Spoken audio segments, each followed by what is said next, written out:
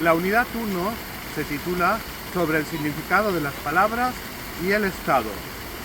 En el punto número 1 vamos a ver el significado de las palabras. En el punto número 2, ¿qué es el Estado? En el 3, la denotación y la connotación. En el 4, distintas formas de Estado a través de la historia. En el 5, las relaciones semánticas. En el 6, la organización territorial del Estado. En el 7, el cambio semántico. Y para acabar, en el 8, la organización del Estado español. Empezamos con el significado de las palabras. Una palabra es un sonido, conjunto de sonidos con significado, que en la escritura aparece separado por espacios blancos. Crear una página y cargarla de significado es un acto mágico. Lo primero que necesitamos es una realidad o referente que queramos nombrar. Una mamá enseña a su bebé una botella de plástico terminada en una pequeña tetina que contiene leche y le pregunta si lo quiere. Acaba de presentarle el referente, al que nombra biberón. Esta palabra sería el significante, lo que almacenamos en nuestro cerebro para entender qué significa esa palabra o significante es la definición o significado. En el cerebro del bebé, donde se produce esta triple relación entre el referente, el biberón, el significante, la palabra biberón y el significado, la definición de lo que es un biberón, para aprender una nueva palabra que necesitará usar cuando tenga hambre. El significado de una palabra puede contener elementos comunes con otras, por ejemplo, camión, autocar, tren, avión, bicicleta, con palabras referidas a vehículos. A esto se le llama campo semántico. Pero el significado de esas palabras también contienen diferencias. Mientras que un coche es un vehículo de 4 ruedas, la bicicleta son vehículos de 2. Y en el uso de las palabras y su significado es donde encontramos diferencias entre los hablantes. Para tener una competencia lingüística adecuada, no solo hay que tener amplio vocabulario, sino ser preciso con el significado de las palabras.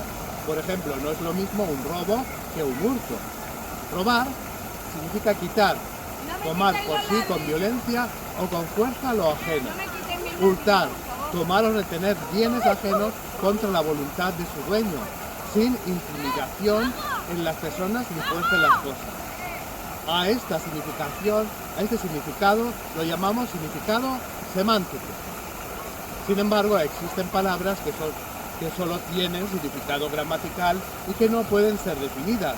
Los determinantes, pronombres, preposiciones, conjunciones, interjecciones y algunos adverbios son palabras que solo tienen significado gramatical.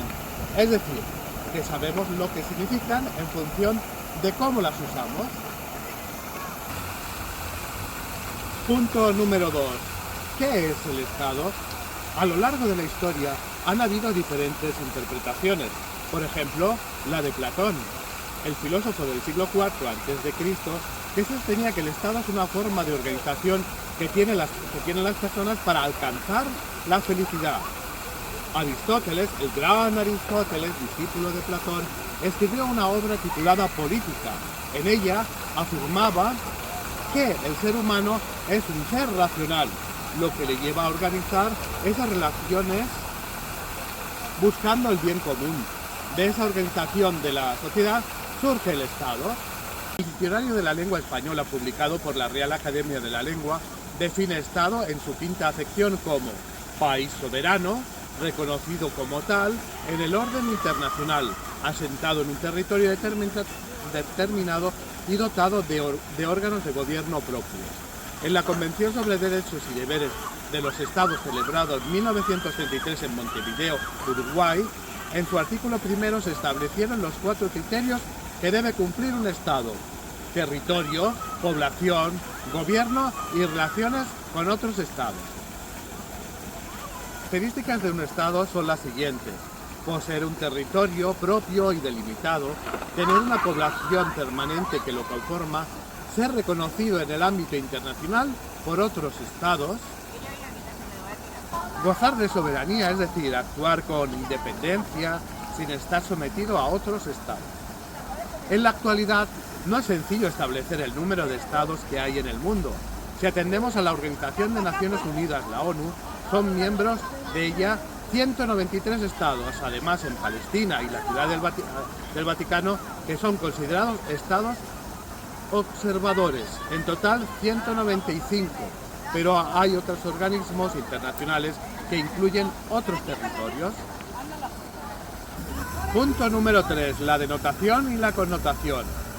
El significado es la idea o el concepto que expresa una palabra o un enunciado.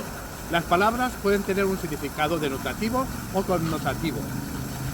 Llamaremos significado denotativo al significado básico de una palabra, que es el que normalmente aparece en primer lugar en los diccionarios y que comparten todos los hablantes. Por ejemplo, el adjetivo negro posee el siguiente significado denotativo en la RAE. Se dice del aspecto de un cuerpo cuya superficie no refleja radiación visible. Sin embargo, las palabras también tienen significado connotativo. Los hablantes asociamos valores particulares a un término o a una expresión. Es algo subjetivo, concreto en un momento dado o habitual. Negro tiene un significado connotativo en la expresión verlo todo muy negro, que no significa obligatoriamente hacer referencia al color, sino que probablemente haga referencia al que el hablante ve muy difícil hacer algo. Por otro lado, las palabras y oraciones pueden adquirir diferentes sentidos en la función del contexto lingüístico o situación comunicativa, de manera que las palabras, la palabra, por ejemplo, partir, no significa lo mismo en la taza se partió al caerse de la mesa que nos partimos de risa con ella. En el primer caso tendría un sentido literal, significa romperse. En el segundo, sentido figurativo, significa reírse mucho.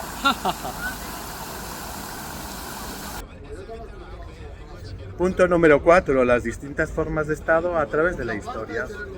Los seres humanos, desde la prehistoria, se han organizado en grupos, ya que son seres sociales y su supervivencia depende de la protección del grupo.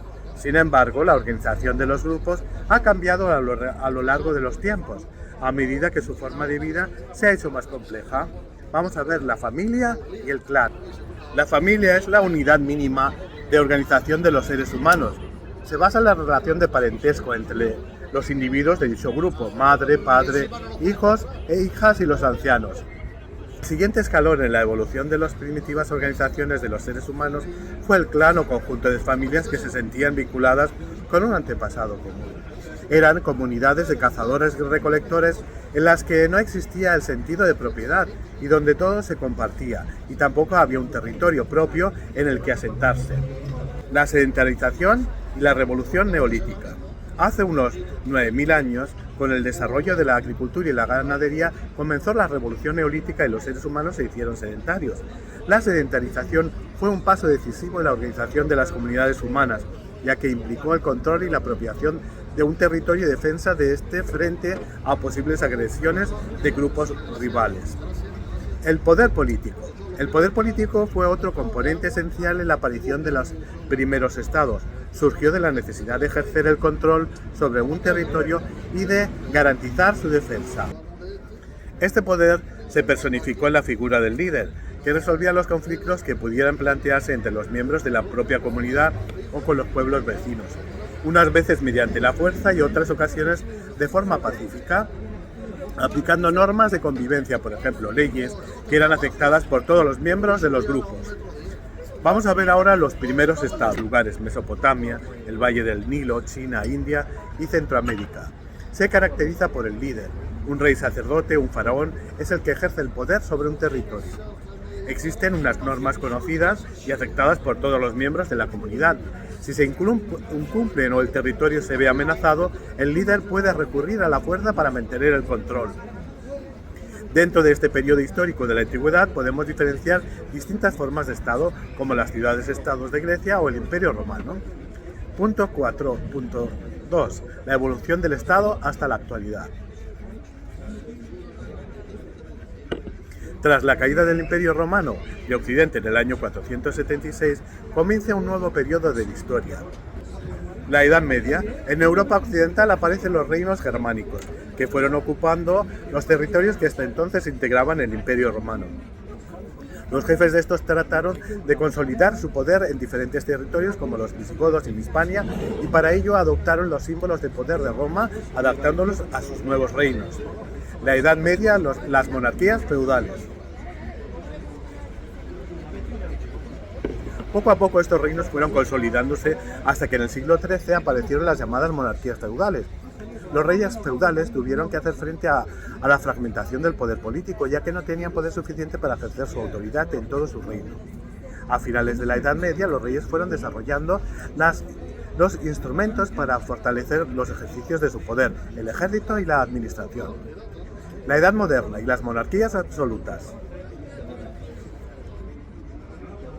A lo largo de los siglos XVI y XVII surgió el Estado moderno con la transformación de las monarquías feudales en monarquías absolutas, capaces de ejercer el poder político controlando todos los ámbitos de la sociedad. La monarquía absoluta tiene su base en el rey, en la figura del rey, que se apoya en una estructura de poder ejercida sobre un territorio y sobre una población, súbditos, a través del ejército permanente y la administración. Estuvieron vigentes en Europa hasta finales del siglo XVIII, cuando se desarrollan las revoluciones liberales. La edad contemporánea es los estados-nación y el Estado social de derecho. Las revoluciones liberales introdujeron nuevas ideas políticas, la división de poder, la soberanía nacional, el concepto de ciudadanía y la universalización de los derechos y las libertades. En ese momento surgió el Estado liberal o liberal burgués. Con él apareció una nueva concepción del Estado, el Estado-nación, vigente durante los siglos XIX y XX. La soberanía nacional implicaba que el poder ya no residía en el rey, sino en la nación o conjunto de ciudadanos. Francia fue un buen ejemplo de ellas tras la Revolución Francesa de 1789. En el siglo XX surgió el Estado social de derecho, cuyos rasgos son los valores democráticos y de justicia social.